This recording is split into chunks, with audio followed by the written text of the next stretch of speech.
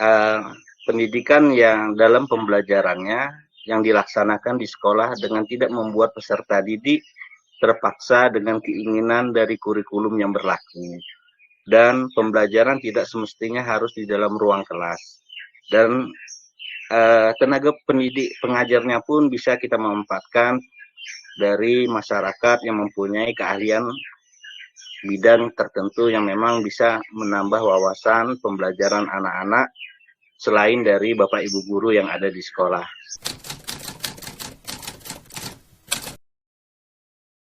Masyarakat sekolah, khususnya Bapak Ibu gurunya, itu harus memahami kondisi lingkungan termasuk sarana dan prasarana sekolah, dan peserta didik berusaha memenuhi kebutuhan peserta didik dalam proses pembelajaran. Misalnya lingkungan sekolah yang ada di sekolah kami gunakan untuk tempat belajar anak-anak. Kami membuat kebun sekolah atau kandang kambing, kolam renang, kolam ikan, kolam terpal, itu sebagai media pembelajaran. Nah, itu pun peran serta dari orang tua yang membantu kami dalam membuat fasilitas itu, bergotong royong bersama-sama sehingga proses pembelajaran yang kami lakukan di luar kelas itu bisa kami maksimalkan di lingkungan sekolah sendiri dengan membuat fasilitas yang ada.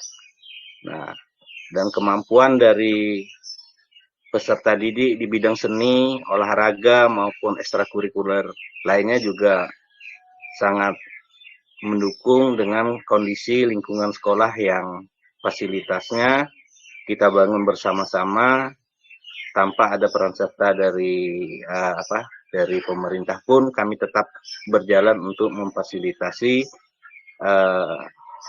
pembelajaran anak-anak dalam mereka melakukan ini merdeka belajar mereka lah. Jadi seperti itu diantara yang kami lakukan.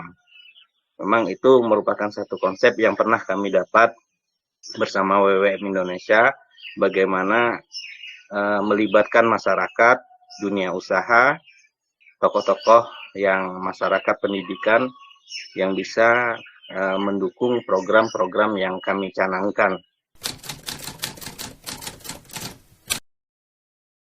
Anak-anak kami libatkan dalam mengambil keputusan dan kebijakan dalam belajar di luar.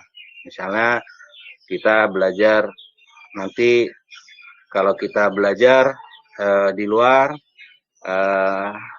mereka setuju atau tidak kalau kita misalnya. Jadi kita memberikan kesempatan mereka untuk menyampaikan pendapat mereka. Jika seandainya dalam proses belajar itu mereka ingin lebih menantang, misalnya Pak, kita di sana di tempat sana ada tempat yang bisa kita untuk belajar, misalnya orang menanam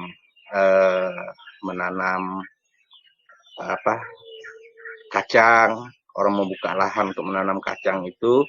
Jadi kita datang sama-sama di sana melihati kondisinya bagaimana mereka menanam yang memang berhubungan dengan tema pembelajaran yang ada memang di sekolah itu diantaranya. Terus merdeka dalam mengambil keputusan kegiatan lomba yang mana mereka menjadi panitianya sendiri. Nah itu juga biasanya itu anak-anak pramuka yang misalnya kita libatkan. Terus dalam kegiatan aksi sosial membantu misalnya ada korban kebakaran, itu juga kita libatkan anak-anak dalam mengambil satu keputusan untuk bagaimana cara bisa membantu kegiatan-kegiatan itu. Terus pemilihan ketua kelas juga seperti itu. Dan memilih misalnya dalam kelompok belajar, bagaimana kita meminta mereka bisa memilih teman yang memang dekat dengan rumah mereka tanpa ada unsur kesukuan dan agama.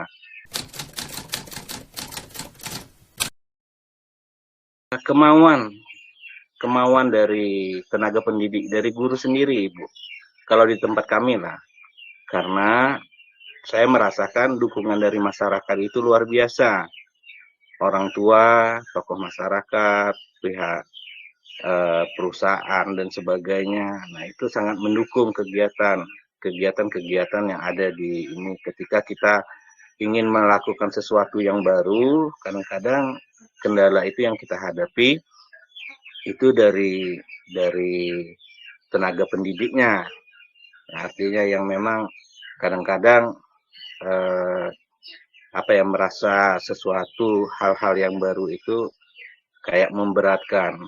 Nah, dalam kegiatan ini kalau tanpa ada kemauan dari guru sendiri, sehebat apapun program yang dibuat oleh pemerintah, kalau di lapangan kayak kami sebagai ujung tombak ini tidak mau melakukan, berat untuk bisa mendukung program yang diinginkan oleh pemerintah atau program yang ingin dilakukan oleh sekolah. Jadi tantangannya itu di situ, karena apa yang kita lakukan di sekolah itu adalah kita menjual produk kan.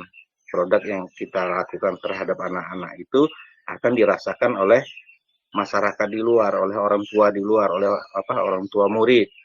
Nah, itu yang menjadi dasar kalau saya menganggap tantangan yang besar itu sebenarnya di tenaga pendidik. Kalau di orang tua, saya kira Bu, hal yang itu kan sama.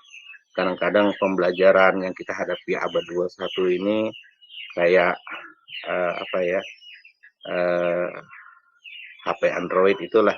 Artinya bukan hal yang ini ya, barang yang inilah yang mewah lah, karena tukang sayur pun HP-nya luar biasa bagus-bagus.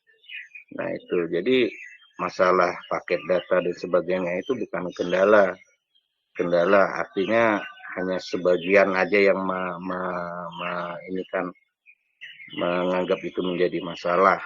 Kalau di orang tua bagaimanapun mereka tetap berusaha untuk pendidikan anaknya itu yang tidak ada itu pasti diada-adakan, mereka usahakan.